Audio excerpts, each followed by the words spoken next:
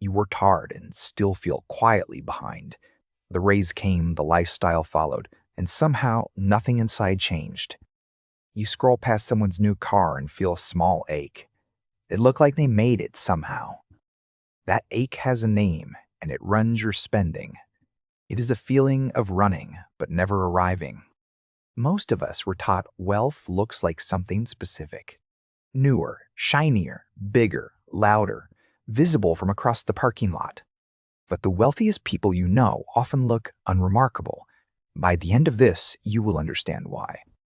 You will see the quiet game underneath the loud one, and why stepping off does not mean falling behind. Think about the last time you assumed someone was rich. It was probably the watch, the bag, or the car. Now ask whether you actually know their bank balance. You do not, and neither does anyone else watching them. That gap between looking wealthy and being wealthy is enormous. Almost everything around us is designed to hide it. Real wealth is invisible because it lives in choices. Nobody photographs. It lives in what someone quietly did not buy. It lives in the upgrade refused, the trip skipped, the car kept. None of it lands on a feed. So we walk around with a distorted picture of who is thriving. We compare our insides to their outsides. Imagine two neighbors with identical paychecks on the same street. One drives the loud new SUV everyone notices. The other drives an old sedan nobody pays attention to. You would guess the first one is doing better. But the loud SUV is leased and stretching every budget.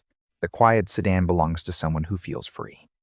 The signals we trust the most are often the least reliable. The louder the display, the less it usually means. A leased car looks identical to an owned one in photos.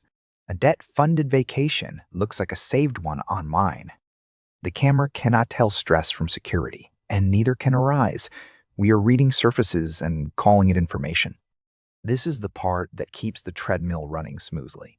We see the costumes, not the accounts behind them. Every time we see a costume, we feel a quiet pressure, a pressure to add a costume of our own. So a raise arrives, and within a month, the lifestyle inflates. The new salary becomes the new baseline instantly. The bigger apartment, the nicer groceries, the easier conveniences. None of it feels like luxury for very long. That is the hedonic reset doing its quiet, patient work. Whatever you have becomes normal, faster than expected. This is not a flaw in you, it is a brain feature. Adaptation kept our ancestors alive and striving. Then the visible markers of progress stop feeling like progress. They just feel like Tuesday. The car you dreamed about becomes the car in your driveway. Within months, it is just how you get around. So you reach for the next marker, hoping it finally lands, and the moving finish line moves again. Meanwhile, the quietly wealthy people are doing the opposite. They let their income rise faster than their lifestyle. That gap between what they earn and what they spend is wealth. It is invisible, but it is everything. You cannot see a savings rate from across the room. You cannot photograph the absence of a car payment. You cannot post the picture of a Sunday with no financial dread, so nobody knows it is there. This is why wealth compounds in places nobody can admire, and spending loudly compounds where everyone can see. One person's savings account quietly doubles over a decade. Another person's image account requires constant, expensive maintenance. The visible economy rewards looking like you have made it. The invisible one rewards actually feeling like you have. We were not taught to tell those two apart. We were taught they were the same thing. Pause for a second and ask yourself something gentle. When did you last assume someone was wealthy from one object? What did that assumption do to your own desires that week? Notice it without judgment, because almost everyone does this. If something honest comes up, leave a short note below. Your line might land for someone scrolling alone tonight. Then come right back, because the next part changes everything. The driver underneath the chase is older than money. Long before any of us bought anything, we needed to belong. We needed the tribe to see us as theirs. Status was once a survival signal, not a shopping behavior. It said this person is included, protected, safe. That wiring did not disappear when we got credit cards. It just found new objects to attach itself to. So when you buy the thing that signals belonging, it feels emotional. You are not really buying the object. You are buying a quiet sense that you are still inside the circle, that you have not been left behind. This is why status spending hits a deeper nerve than logic explains. It is touching something ancient inside you. It is also why no purchase ever actually solves it. The need is not for the object, but for safety. Visible wealth tries to broadcast that safety to everyone watching. Invisible wealth simply gives it to you privately. One version asks the world to confirm you are okay. The other lets you confirm it for yourself in silence. That is the difference no one tells you when you start earning. One performs security, the other quietly produces it. Think of a leaking bucket someone keeps pouring water into. From outside, the bucket looks impressively full. From inside, the person is exhausted from constantly refilling it. That is what loud lifestyles often actually feel like. The fuller the display, the faster the refill has to happen. The treadmill speeds up to match the image. Meanwhile, a quieter bucket with no leak just stays full. Nobody walks by and admires it. But the person carrying it is not tired. That is invisible wealth in one honest picture. Now think about the homes you have been inside. The peaceful ones were rarely the largest. They had less furniture, fewer upgrades, more breathing room. The people inside seemed less in a hurry. The biggest, most decorated houses sometimes carried a strange tension, like everything had to keep being earned. Square footage does not produce calm. A manageable life produces calm, and calm does not photograph.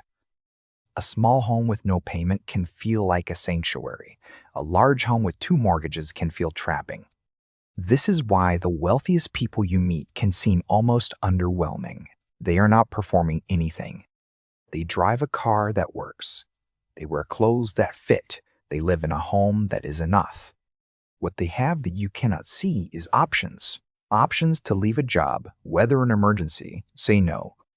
Options are the truest currency, and options make almost no sound. They sit quietly in the background of a life.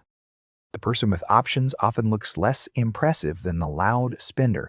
That is the cruel joke of the game. Once you see this, the whole game starts to look different. The flashy signals stop feeling like targets. You start noticing the quiet ones instead. The friend who is never financially panicked, even when life gets weird. The relative who retired early without ever talking about money. The coworker who is never pressured by the next purchase. They are not luckier or smarter. They simply opted out of broadcasting and into building. Here's the part that feels freeing once it lands. You're allowed to opt out too starting today.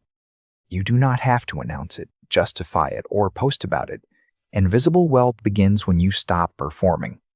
It begins with one small refusal of an upgrade you never wanted. Just one, to feel what that feels like. You will notice something strange the first time you do it. A small, quiet relief instead of a loud thrill. The thrill fades by the weekend, but the relief tends to stay. That is your nervous system thanking you. Over time, those quiet refusals stack into something real. Not a fortune necessarily, but a felt sense of slack. Slack is what wealthy people have that the rest of us lack. Room between income and obligation. Without slack, every paycheck is already spoken for before it arrives. Every emergency becomes a crisis instead of an inconvenience. Room between desire and decision. Room between today and any small emergency. That room is the whole point. You cannot see another person's slack from the outside, but you can absolutely feel your own once it grows. Once you feel it, the loud signals lose their power. They start to look like costumes because they are. This does not mean nice things are bad or that wanting them is wrong. Wanting nice things is deeply human. It just means you choose which nice things actually serve your life, not the ones that only serve your image. A nice thing that brings genuine private joy is wonderful. A nice thing bought to be seen rarely is. The test is simple and quiet. Would you still want this if no one ever knew you had it?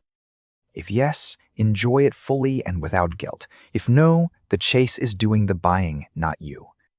That single question, asked gently and often, rewires the whole treadmill. It puts you back in the driver's seat. It does not require giving up anything that you actually love. It only releases what you carried for an audience. Most of the weight in modern lifestyles is audience weight. The audience is rarely paying as much attention as imagined. People glance at your car for half a second and forget. They notice your outfit, then notice their own reflection. The audience you are performing for is mostly imaginary, and the imaginary audience is the most expensive to dress for. When you finally let that audience go, something interesting happens. The chase gets quieter, not louder. You do not crash into deprivation or austerity. You just stop sprinting toward things you never actually wanted. Energy starts coming back. Weekends feel longer. Paychecks feel like they actually arrived this time. That is what stepping off the treadmill feels like in real life. Not dramatic or extreme, just lighter. You will still want things and still buy things, and that is fine. The difference is who chose them, you calmly or the chase urgently. Once you tell those two apart, you have already won the battle. The strangest gift of all is what happens to your view of others. The envy quietly drains out. When you see the loud display, you no longer feel small. You feel curious what it might be costing them. When you see the quiet life, you no longer feel bored. You recognize it as the actual prize. Your eyes get retrained slowly on what wealth really is. Less noise, more peace, more room, more choice. None of it photographs well, and none of it needs to. The reward is finally getting to feel it. So if you spent years chasing the visible version and feel behind, be gentle with yourself. The game was rigged. You are not feeling at wealth. You are succeeding at a definition that was never going to satisfy you.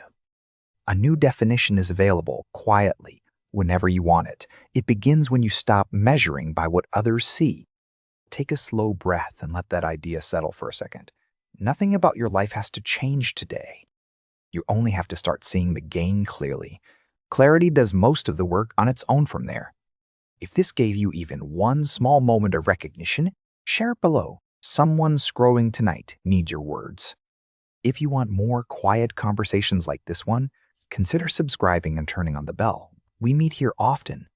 Next time you feel that ache walking past something shiny, remember this. The shiny thing is the costume. The wealth is the calm underneath, and the calm is available to you. It always was, even unseen.